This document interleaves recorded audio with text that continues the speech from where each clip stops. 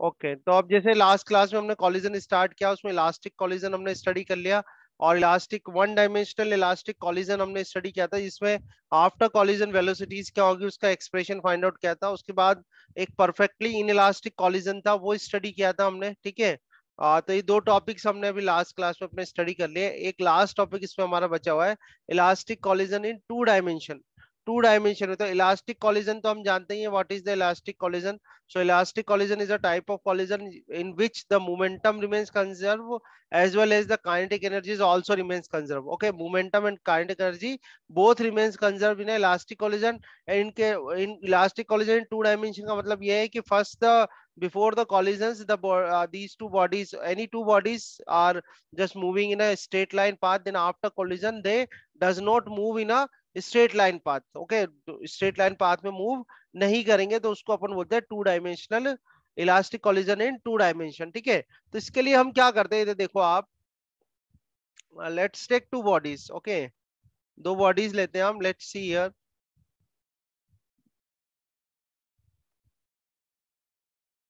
Let's say we have this first body, this is our first body. Okay, ये first body ले लेते हैं हम। ये जो फर्स्ट बॉडी है इसका मास ले लेते हैं m1। जो फर्स्ट बॉडी है इसका मास ले लिया हमने m1, ठीक है। और जो इसकी इनिशियल वेलोसिटी है वो इनिशियल वेलोसिटी हमने ले ली u1, ठीक है। एक स्ट्रेट लाइन पाथ पे मोशन कर रहे हैं। आगे जाके कोई दूसरी बॉडी है, अनदर बॉडी है, let's say this is the another body, this is the another body. Okay, and this body has a mass of m2, this body has a mass of m2, and we are saying we are considering that this body is in rest, this m2 body is in rest. Now this, if this m2 body is in rest, then its initial its initial velocity will be zero. तो first तो ये है, first point तो ये है कि दोनों bodies है बिफोर कॉलिजन। ये जो हमने यहाँ पर आपको डायग्राम ड्रॉ करके दिया है, ये किसका डायग्राम है, बिफोर कॉलिजन। किसका डायग्राम है, बिफोर कॉलिजन। तो बिफोर कॉलिजन टू बॉडीज है, m1 और m2 मास की। जो m1 मास की बॉडी उसकी इनिशियल वेलोसिटी u1 है, या ये कह सकते हैं कि बिफोर कॉलिजन उसकी वेलोसिटी u1 है। और ऐसे एक दूसरी बॉडी है m2 जो कि किसमें है, रेस्ट में, ठीक है। तो होगा क्या, ये आगे से after some time it will collide with this, ये इससे कोलाइड करेगी, ठीक है। तो आप देखो कुछ क्या सीन रहेगा कॉलिजन के बाद।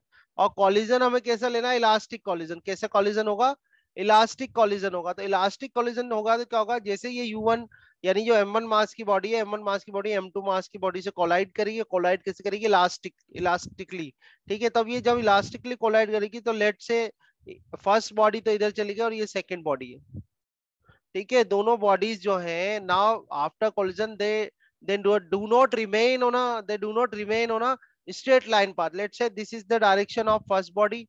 ये जो फर्स्ट बॉडी थी जिसका कि मास m1 था, ये उसका डायरेक्शन हो गया। और दूसरी बॉडी है m2, ये दूसरी बॉडी हो गई m2, ठीक है।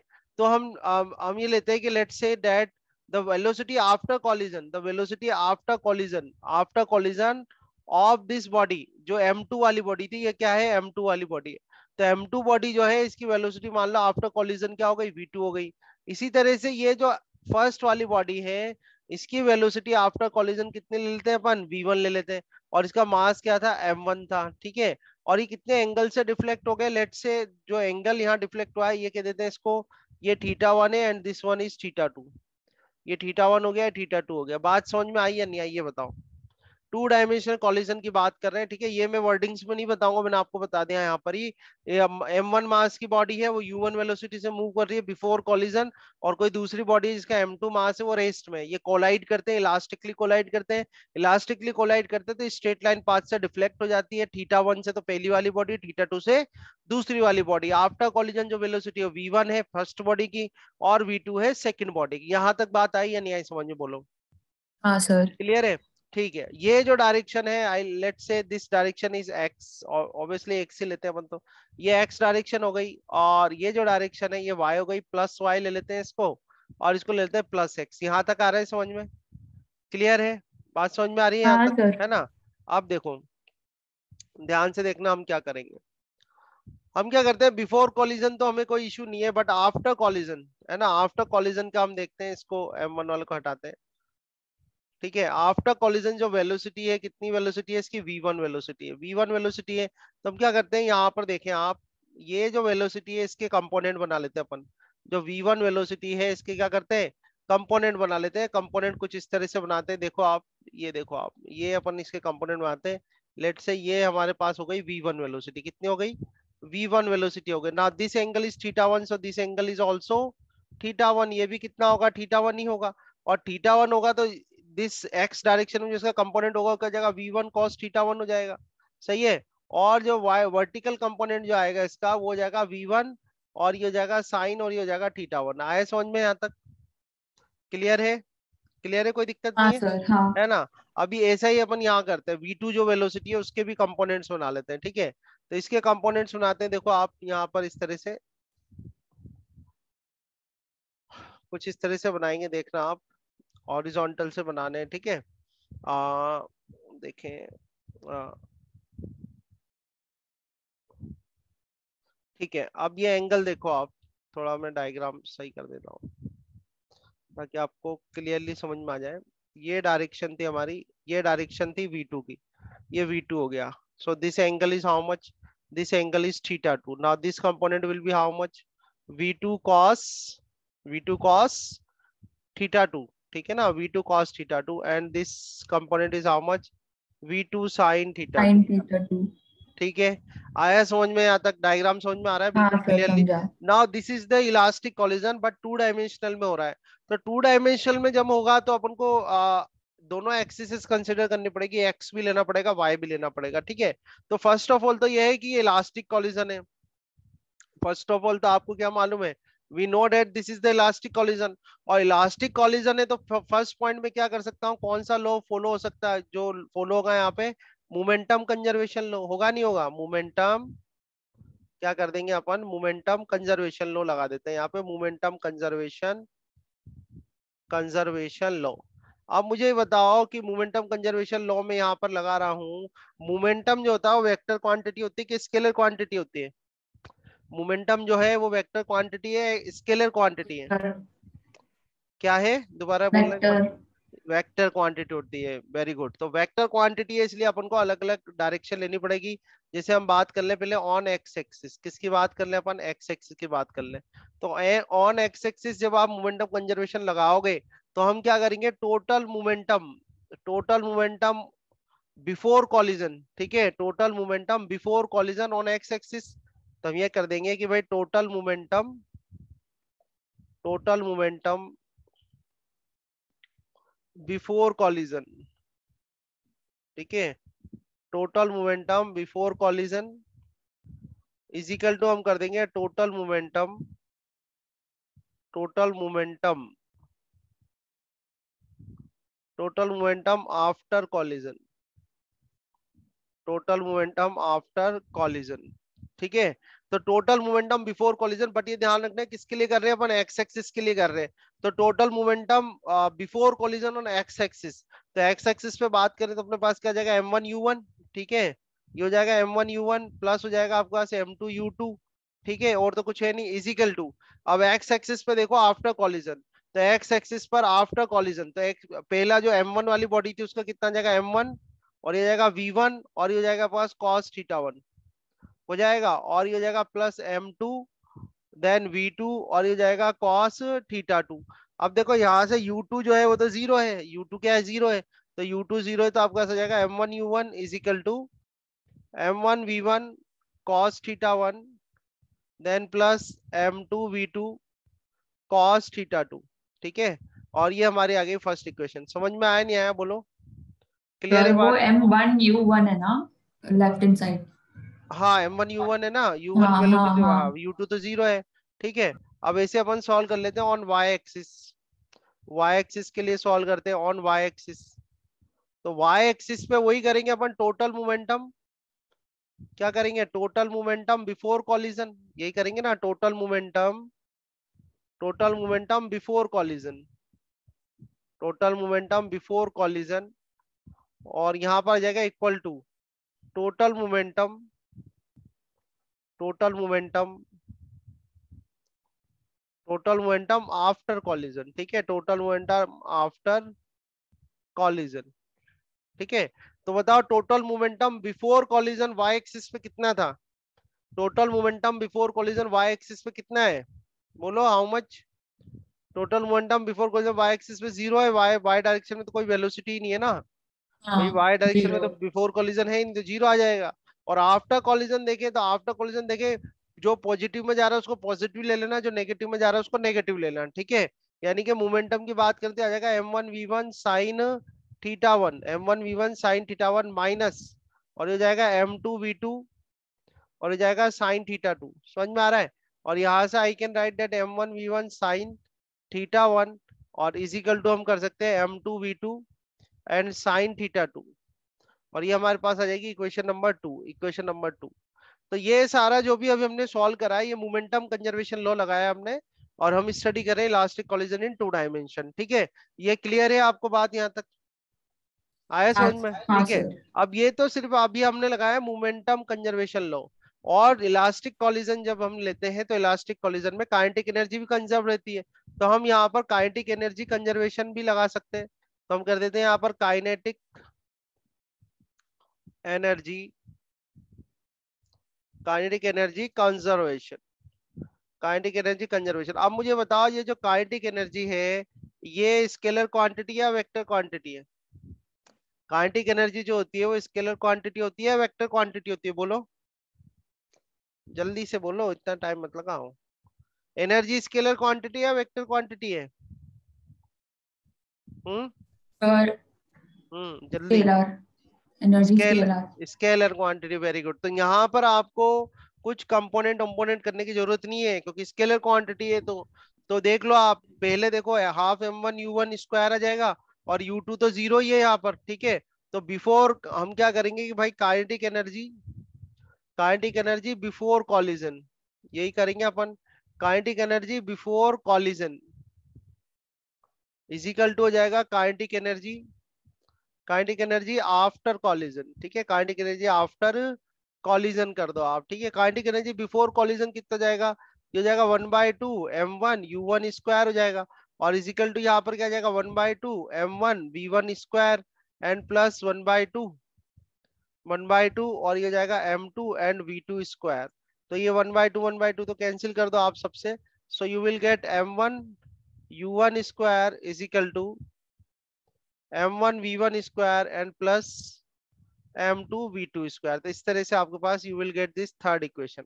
Okay, so because we are studying about elastic collision in two dimension, so we applied the momentum conservation law, and also so by applying the momentum conservation law in x direction and y direction, we'll get these two equations.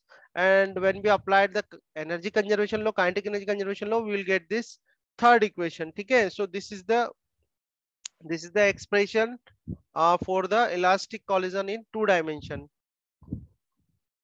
तो अब हम बात कर रहे हैं इसके कुछ cases की बात कर रहे हैं, स्पेशल केसेस जो है।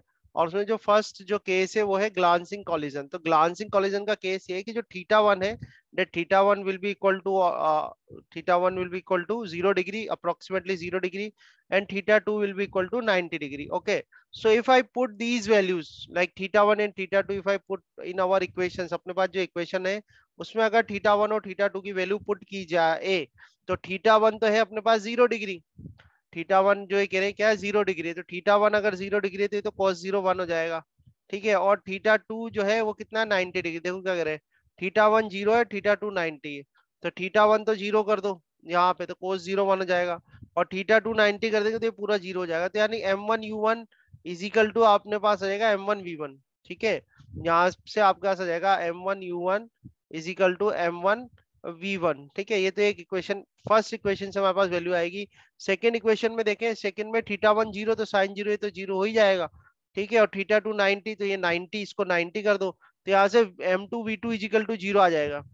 कितना आ जाएगा m2v2 इक्वल टू 0। अपन थोड़ा इसको अपनी जस्ट सेक ऑफ कन्वीनियंस के लिए मैं थोड़ा इसको कुछ अज्यूम कर लेता हूँ। जैसे देखो आप यहाँ पे लाइक ये आया अपने पास है ना, तो अभी इसमें तो कुछ रिक्वायरमेंट है नहीं, देखो m1 से m1 कैंसिल ही हो रहा है आपका, तो u1 इजिकल टू तो क्या आ रहा है v1 आ रहा है। अब ध्यान से समझने की कोशिश करना इसको, u1 इजिकल टू तो v1 आ रहा है, और v2 इजिकल टू कितना आ रहा है 0 आ रहा है, v2 कितना आ रहा है हमारे पास 0 आ रहा है। तो ये केस जो हमने स्टडी करा था, ये केस कुछ ऐसा था कि जो फर्स्ट वाली बॉल है, ध्यान से देखना, तो आप फर्स्ट वाली बॉल तो मोशन कर रही है u1 वेलोसिटी से, सेकंड वाली बॉल रेस्ट में, तो फर्स्ट वाली बॉल जो है उसके पास काइनेटिक एनर्जी है हाफ m1 u1 स्क्वायर, ठीक है।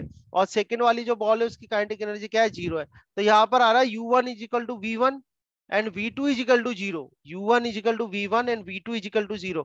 तो यानी कि अगर मैं इनिशियल इनिशियल काइनेटिक एनर्जी अगर अपन निकालें, इसी को देखते हुए मैं अगर इनिशियल काइनेटिक एनर्जी निकालूं, तो हाफ m1 u1 स्क्वायर ही आएगी ना, U2 तो 0 है। समझ रहे हो बात को। और अगर फाइनल काइनेटिक एनर्जी निकालूं मैं इसको देखते हुए, तो आएगा आपके पास half m1 v1 square and plus ये आ रहा है half m2 and V2 square. अब V2 तो यहाँ पर 0 आ रहा है, देखो आप V2 तो 0 है और V2 0 है, तो फाइनल कितना आ रहा है आपके पास, फाइनल आ रहा है half m1 and V1 square. पर ये रिलेशन क्या कह रहा है कि V1 तो U1 के बराबर है, तो V1 U1 के बराबर है, तो कितना जाएगा, हाफ m1 U1 स्क्वायर आ जाएगा। और हाफ m1 U1 स्क्वायर क्या है, वो तो इनिशियल काइनेटिक एनर्जी है। तो फाइनल काइनेटिक एनर्जी किसके बराबर आ रही है, इनिशियल काइनेटिक एनर्जी के बराबर। ये बात समझ में आई नहीं आई? ठीक है। तो इस तरीके का जो कॉलिजन हो रहा है, इस तरीके के कॉलिजन को बोलते हैं ग्लांसिंग कॉलिजन। ठीक है। ग्लांसिंग कॉलिजन में क्या होता है, उसकी जो काइनेटिक एनर्जी और फाइनल इनिशियल काइनेटिक एनर्जी क्या होती है, सेम रहती है। ठीक है, अनअफेक्टेड, कोई उस पर इफेक्ट नहीं पड़ रहा। आई बात समझ में कि नहीं आई, बोलो। हाँ सर। ठीक है। तो ये बात हुई एक। अभी एक पॉइंट और लेते हैं, देखो एक केस और देखते हैं अपन। तो सेकंड जो अपन बात कर रहे हैं अभी, किसकी बात कर रहे हैं, हेड ऑन कॉलिजन की। तो हेड ऑन कॉलिजन क्या होता है, in such a collision target particle move in incident particle. Theta 2 कितना होता है इसमें, theta 2 is equal to 0 degree. तो वही फर्स्ट और सेकंड इक्वेशन देखो आप, इसमें थीटा 2 अगर मैं 0 कर दूं, ये थीटा 2 0 कर दूं, तो थीटा 2 0 अगर कर देंगे अपन, तो cos 0 1 हो जाएगा। ठीक है। तो आएगा आपके पास m1 u1। ठीक है, m1 u1 is equal to m1 u1 cos theta 1 हो जाएगा पास m1 v1 cos थीटा 1। ठीक है। और ये थीटा 2 जो है 0 है, तो cos 0 1 हो जाएगा, तो प्लस m2v2 आ जाएगा, तो प्लस m2v2 ये एक्सप्रेशन आ जाएगा। ये तो फर्स्ट इक्वेशन से आया है। सेकेंड इक्वेशन में अगर theta is equal to 0 degree put किया जाए, ये रहा थीटा। देखो थीटा 2 इजिकल टू 0 डिग्री रखना है अपन को, कितना रखना है, थीटा 2 इजिकल टू 0। तो ये पूरा 0 जाएगा, नहीं m1v1 sign theta 1 is equal to 0। ये आ जाएगा पास m1v1 and sine theta 1 is equal to 0। ठीक है, दो ये पॉइंट्स आ जाएंगे आपके पास। और इसे कह सकते हैं कि for the kinetic energy remain unchanged, है ना। तो ये आया समझ में, नहीं आया आपको यहाँ तक पॉइंट समझ? ठीक है। कुछ नहीं करना, एड ऑन कॉलिजन में पॉइंट याद रखना, और ये value theta 2 is equal to 0 degree रख दो आप, तो ये वैल्यू आपको मिल जाएगी। ठीक है। ठीक है। तो हम ये थर्ड केस ले रहे हैं अपन कि two identical particles move at right angles to each other after elastic collision of two dimension. ठीक है ना। तो देखो सबसे पहले डायग्राम जो है वो यही वाला ले रहा हूँ, जो फर्स्ट बेसिक डायग्राम हमने लिया था। मास की वैल्यू, वेलोसिटी की वैल्यू, मैं सब कुछ यही ले रहा हूँ। ठीक है। अच्छा, अगर एक बात करें आपसे, मैं यहीं पर ही छोटा सा पॉइंट एक डिस्कस कर रहा हूँ। ये नोट्स उधर अलग है, ये वाले नोट्स में इसे डिस्कस कर रहा हूँ।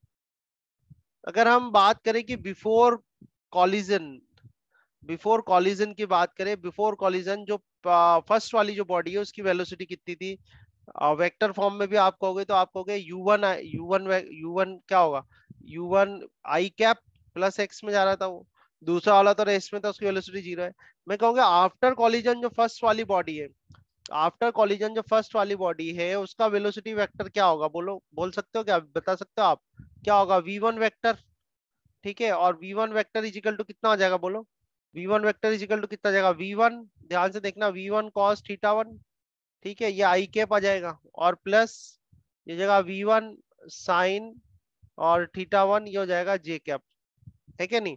ऐसे अगर मैं V2 वेक्टर निकालू, V2 वेक्टर मतलब सेकंड वाली जो बॉडी है उसकी वेलोसिटी आफ्टर कॉलिजन, तो सेकंड वाली बॉडी की वेलोसिटी आफ्टर कॉलिजन, तो आफ्टर कॉलिजन कितने हो जाएगी, देखो V2 cos थीटा 2, और ये आई कैप हो जाएगा। ठीक है।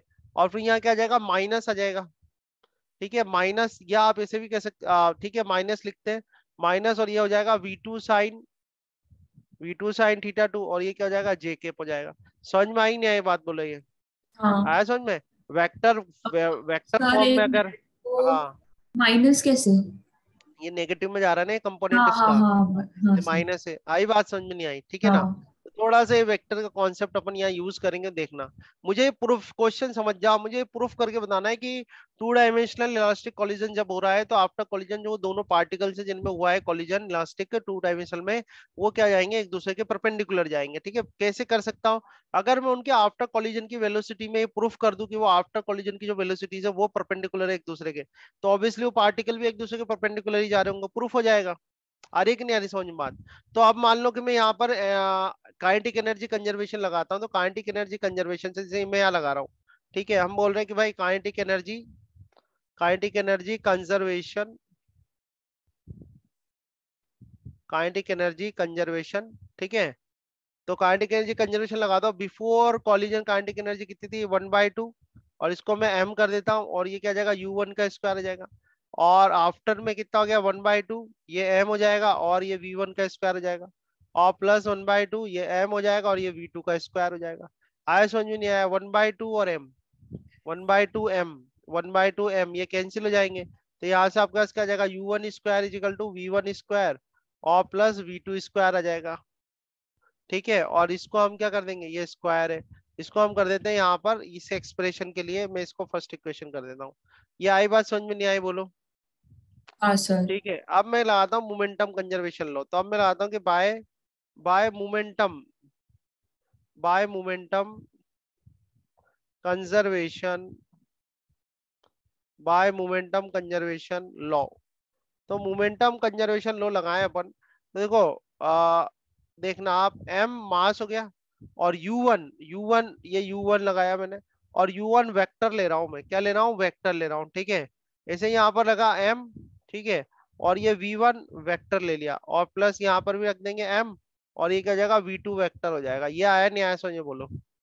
हाँ। है ना? अब m तो यहाँ पर आप कैंसिल कर लो, ये m आपने कैंसिल कर लिया, तो आपका ऐसा आया, u1 vector is equal to v1 vector and plus v2 vector, और ये हमारे पास आ गई सेकेंड इक्वेशन। ये आया नहीं आया समझ में? क्लियर है? हाँ सर। अब क्या हाँ। करते हैं हम इस सेकेंड इक्वेशन का डॉट प्रोडक्ट कर देते हैं। डॉट प्रोडक्ट कुछ इस तरह से करता हूं मैं, u1 vector dot u1 vector, आई बात समझ में? इसी इक्वेशन को इसके साथ ही डॉट प्रोडक्ट कर रहा हूं मैं, तो u1 vector dot u1 vector, ठीक है, और इस साइड क्या आ जाएगा, v1 vector then plus v2 vector, then मैं डॉट प्रोडक्ट कर देता हूँ, और ये कर देता हूँ अपन यहाँ पर v1 वेक्टर, और इसको कर देते हैं प्लस v2 वेक्टर। ठीक है, आ रही है बात समझ में यहाँ तक? ठीक है ना? हाँ। ठीक है, हाँ। आप देखो, आगे सॉल्व करते हैं अपन इसको। तो v1 का इसके साथ करो, तो v1 vector dot v1 vector आ जाएगा, ठीक है। फिर v1 और इसका करो तो प्लस v1 वेक्टर और डॉट v2 वेक्टर आ जाएगा, देन प्लस प्लस क्या आ जाएगा, v2 वेक्टर, ठीक है, v2 वेक्टर, और ये जाएगा डॉट, और ये v1 वेक्टर आ जाएगा, देन प्लस क्या होगा, v2 vector and dot v2 vector हो जाएगा। अरे बात समझ में? अब यहाँ पर आप देखो, v1 vector dot v1 vector तो क्या हो जाएगा, v1 का स्क्वायर हो जाएगा नहीं हो जाएगा? ऐसे v2 वेक्टर डॉट हाँ। v2 वेक्टर का जगह v2 का स्क्वायर हो जाएगा, तो ये v2 का स्क्वायर हो गया, और प्लस ये कितना हो जाएगा, twice of v1 vector dot v2 vector, लिख सकता हूँ ना ऐसे में? सही है। And u1 vector dot u1 vector तो क्या हो जाएगा, u1 स्क्वायर हो जाएगा, ठीक है। हाँ। अब ये u1 स्क्वायर करा, अब v1 square plus v2 square, equation number 1 से क्या u1 स्क्वायर है, भाई v1 square plus v2 square जो है वो फर्स्ट इक्वेशन से क्या u1 स्क्वायर है ना, तो यहाँ पर u1 स्क्वायर कर दूंगा तो u1 स्क्वायर, और ये प्लस, और ये आ जाएगा ट्वाइस ऑफ v1 वेक्टर, और ये डॉट v2 वेक्टर। अच्छा, u1 स्क्वायर से u1 स्क्वायर कैंसिल, है ना, तो यहाँ से आपका क्या आ जाएगा, v1 vector dot v2 vector, और इजिकल टू क्या आ जाएगा, 0 आ जाएगा। अब डॉट प्रोडक्ट क्या होता है, डॉट प्रोडक्ट क्या होगा, v1 v2 and cos theta is equal to क्या आ जाएगा, 0 हो जाएगा। अब v1 v2 तो जो v1 भी 0 नहीं हो सकता और v2 भी 0 नहीं हो सकता, ठीक है, तो ऑब्वियसली cos थीटा जो होगा आपका वो 0 हो जाएगा। अब cos थीटा की 0, cos थीटा जो होगा इसको क्या लिखूं मैं, cos 90 लिख देता हूँ, ठीक हाँ सर। है ना, और यहाँ से थीटा इजिकल टू क्या आ जाएगा, 90 डिग्री आ जाएगा, आया। और थीटा क्या है, theta theta is angle between v1 and v2, v1 और v2 के बीच का एंगल क्या है, थीटा है, जो कि कितना आ रहा है, 90 डिग्री आ रहा है। तो इससे हम ये प्रूफ कर सकते हैं, now we proved that in the two dimensional elastic collision, if the mass of the two bodies are same, then after collision both of these bodies will go perpendicular to each other. आया समझ में? ठीक है। हाँ तो अब हम बात कर रहे हैं कोफिशिएंट ऑफ रेस्टिट्यूशन की। तो कोफिशिएंट ऑफ रेस्टिट्यूशन को डिफाइन कैसे करते हैं? तो कोफिशिएंट ऑफ रेस्टिट्यूशन क्या होता है? It is defined it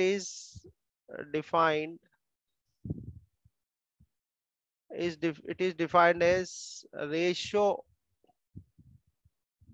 of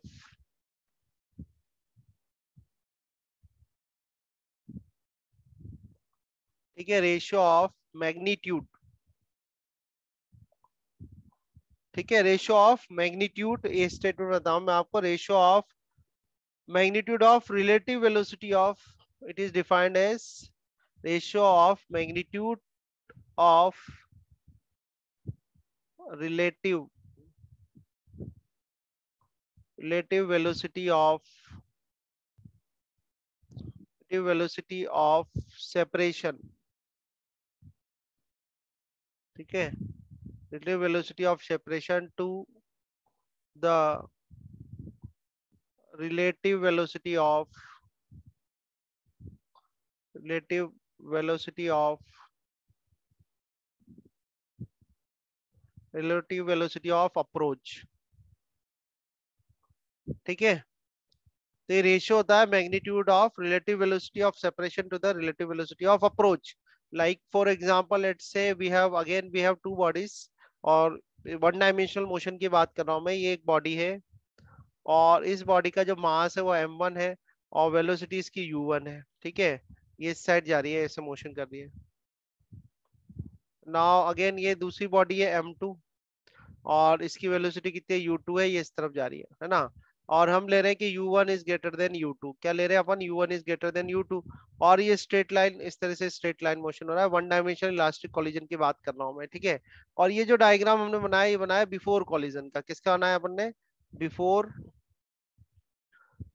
collision. ठीक है, यहां पर हम निकालें रिलेटिव वेलोसिटी ऑफ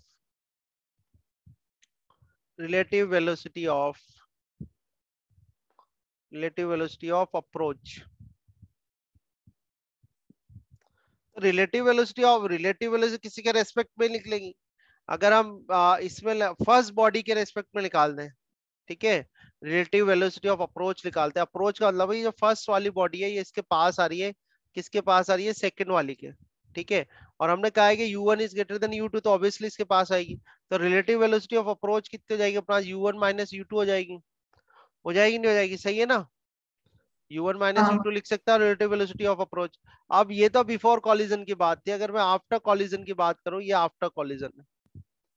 जरा समझने की कोशिश करना, ये आफ्टर कॉलिजन है। अब आफ्टर कॉलिजन इसका मास में m1 ले रहा हूँ, वेलोसिटी v1 है। इसका मास m2 ले रहा हूँ, इसकी वेलोसिटी v2 है। ठीक है, ये इस तरह से मोशन कर रहे हैं, ये इस तरह से मोशन कर रहे हैं। ठीक है, अब ये, अब मुझे एक बात बताओ कि ये सेपरेट कैसे होंगे? ये जो है ये सेपरेट कैसे होते? कब हो पाएंगे सेपरेट? कब ये सेपरेट हो पाएंगे? कौन सी वेलोसिटी ज्यादा होनी चाहिए? v1 ज्यादा होनी चाहिए कि v2 ज्यादा होनी चाहिए? ये इनके बीच में डिस्टेंसेस कब इंक्रीज, सेपरेशन इनके बीच में कब बढ़ता जाएगा? या तो v1 कम हो और v2 ज्यादा हो, तभी बढ़ सकता है सेपरेशन। तो अगर हाँ v1 सर। ज्यादा हुआ v2 कम हुआ तो कैसे बढ़ेगा? तो सेपरेशन जब ही हो सकता है जब v2 जो है वो ज्यादा हो v1 से। ये तो स्टैंडर्ड केस अपन डिस्कस कर रहे हैं, बाकी तो क्वेश्चन में मिलते हैं केस के भाई किसकी वेलोसिटी आ क्या है। अभी स्टैंडर्ड केस डिस्कस कर रहे थे। जो मैं आपको कह रहा हूँ उस तरह से सोचने की कोशिश करना, कि जब सेपरेशन की बात कर रहे हैं तो सेपरेशन जब भी बढ़ेगा जब v2 ज्यादा होगा v1 से। तो ये जो डायग्राम मैंने बनाया, ये डायग्राम बनाया आफ्टर कॉलिजन का। किसका बनाया? After collision. तो आफ्टर कॉलिजन में हम बात करते हैं रिलेटिव वेलोसिटी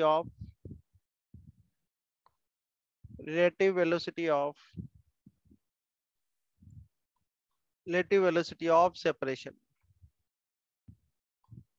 ठीक है, किसकी बात करेंगे अपन? रिलेटिव वेलोसिटी ऑफ सेपरेशन की बात करें। अब रिलेटिव वेलोसिटी ऑफ सेपरेशन जो है कितना हो जाएगा अपने पास?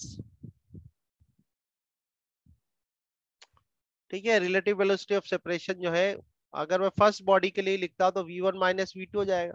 पर क्योंकि V2 ज्यादा है तो यहाँ पर किसका साइन आएगा, माइनस का साइन आएगा। आया समझ में? V2 ज्यादा है V1 से तो किसका साइन आएगा, माइनस का। या तो आप इसको इस तरह से, आपने V1 माइनस V2 लिखा हुआ है, ठीक है, या तो आप इस हाँ तरह से सर। कर सकते हैं ना, या तो इसको V2 माइनस V1 लिख लो, माइनस कॉमन ले लो, हाँ हाँ। जैसा आप चाहो।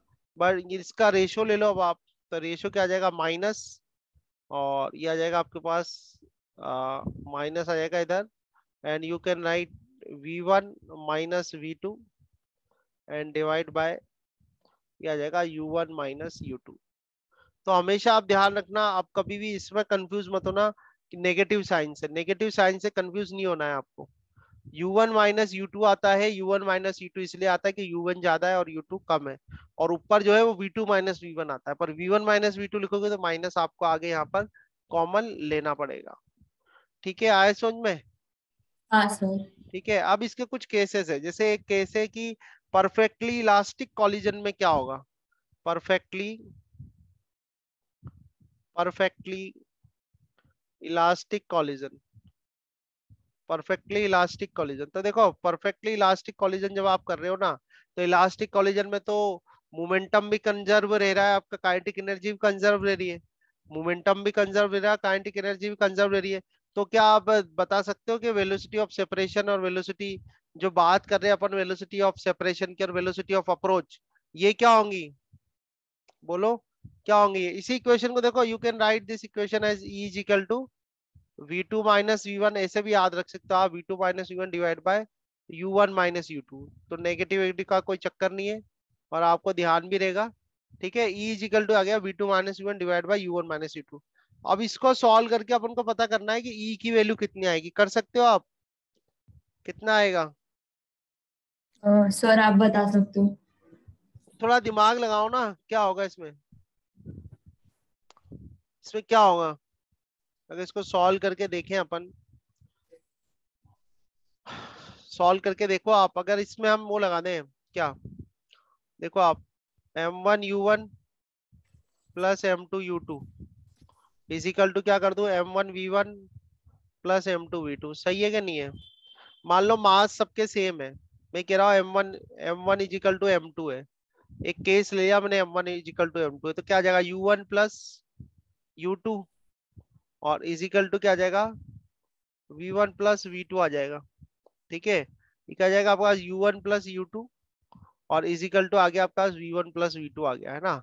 अब काइनेटिक एनर्जी अगर कंजर्वेशन लगा दें इसमें, तो क्या आ जाएगा, half M U1 square plus half M U2 square, और इधर कितना जाएगा, 1/2 M V1 square plus 1/2 M, और ये जाएगा V2 का स्क्वायर। ठीक है, ये 1/2 M 1/2 M 1/2 M 1/2 M 1/2 M, ये 1, इनको सबको काट दो आप, तो क्या बचा आपके पास, U1 square plus U2 square. ठीक है, और इजिकल टू क्या जाएगा, V1 square V1 square plus V2 square. हमें एक्चुअली ये वैल्यू निकाल के देखनी है, दिख रहा है आपको? तो ये एक इक्वेशन तो आपका इसकी आ गई, तो फर्स्ट इक्वेशन आ गई, ये सेकंड इक्वेशन आ गई, है ना। हम क्या करते हैं, इसको थोड़ा सा और सॉल्व करते हैं, थोड़ा सा सॉल्व करते हैं कि आपका पास ये आ गया U1 square plus U2 square equal to V1 square plus V2 square आ गया। तो इसको अगर मैं कर दूं U1 square minus V1 square, और इसको कर दूं V2 square minus U2 square, तो ये कुछ बन जाएगा U1 माइनस V1 और U1 प्लस V1, है ना। और ये आ जाएगा आपके पास V2 माइनस U2, और ये हो जाएगा पास V2 प्लस U2 हो जाएगा।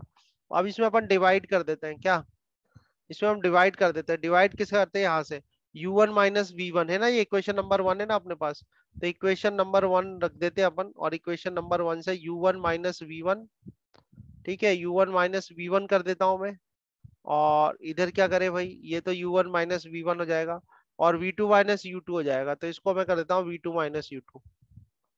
ठीक है, इसको इसको कैंसिल कर दो, इसको इसको कैंसिल कर दो, तो ये आपका हो जाएगा U1 प्लस V1, और ये जाएगा V2 प्लस U2। ठीक है, यहाँ से मेरे पास क्या जाएगा, U1 minus U2 is equal to क्या जाएगा, V2 माइनस V1 आ जाएगा। ठीक है, फिर मैं और क्या कर सकता हूँ, मान लो मैं इसको ऐसे लिख दूं, इसको इसके नीचे लिया हूँ U1, इसको इस तरह से कर सकते हैं ना अपन, देखो 1 सेकेंड, V2 माइनस ये V1 हो गया, तो हम इसको कर सकते हैं कि V2 minus V1 v2 minus v1 सही है ना, v2 minus v1 divide by u1 minus u2, और ये कितना आ जाएगा, 1 आ जाएगा, 1 आ जाएगा नहीं आ जाएगा, आ जाएगा हाँ ना। सर। और ये v2 minus v1 divide by u1 minus u2 क्या होता है, तो तो ई का e वैल्यू होता है, 1 है। e की वैल्यू 1 आ जाएगी। तो अब तो खैर मैंने प्रूफ ही कर दिया उसको, कोई बात नहीं। तो ये है केस, ये हो गई आपकी परफेक्टली, क्या हो गई है, परफेक्टली इलास्टिक कॉलिजन जब होगा, तो परफेक्टली इलास्टिक कॉलिजन में जो ई है, जो आपका कांस्टेंट है, कोफिशिएंट ऑफ रेस्टिट्यूशन है, इस कोफिशिएंट ऑफ रेस्टिट्यूशन की वैल्यू कितनी होती है, कोफिशिएंट ऑफ रेस्टिट्यूशन की वैल्यू 1 होती है। आया समझ में? ठीक है, तो ये तो केस है परफेक्टली इलास्टिक कॉलिजन का। ऐसे ही अगर अपन सॉल्व करें परफेक्टली इन इलास्टिक कॉलिजन, तो उसके लिए क्या होगा, देखते हैं। अभी ये तो फर्स्ट केस हमने लिया था, अब मैं इसमें एक सेकंड केस कर रहा हूँ।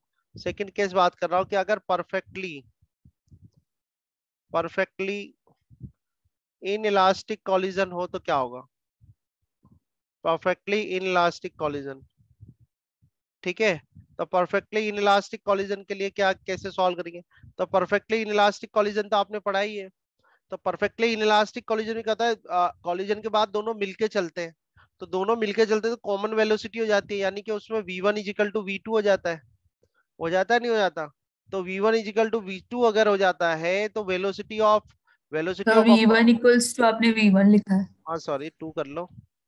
ठीक है, तो ये तो u1 माइनस u2, तो अगर मैं इसमें करूं, देखना आप ध्यान से।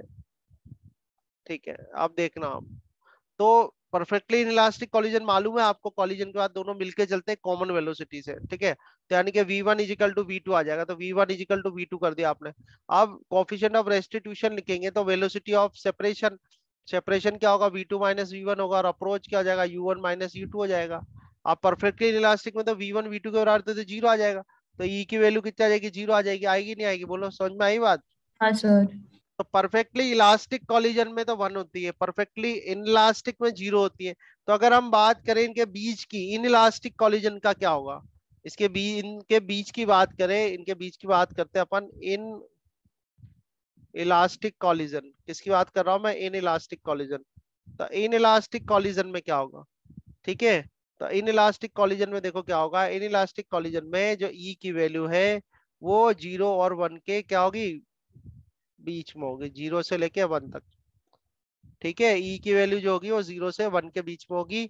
0 मतलब 0 हो गया तो क्या हो जाएगा, परफेक्टली इनलास्टिक हो जाएगी, और 1 हो गया तो परफेक्टली इलास्टिक हो जाएगी, और उसके बीच में जो वैल्यू होगी वो क्या होगी, इनलास्टिक कॉलिजन की होगी। ठीक है, समझ में आया, है ना। हाँ सर। इसके अलावा बस एक लास्ट केस और है इसमें, और ये केस दिया हुआ है आपको, super elastic collision.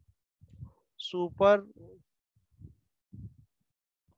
Super elastic collision.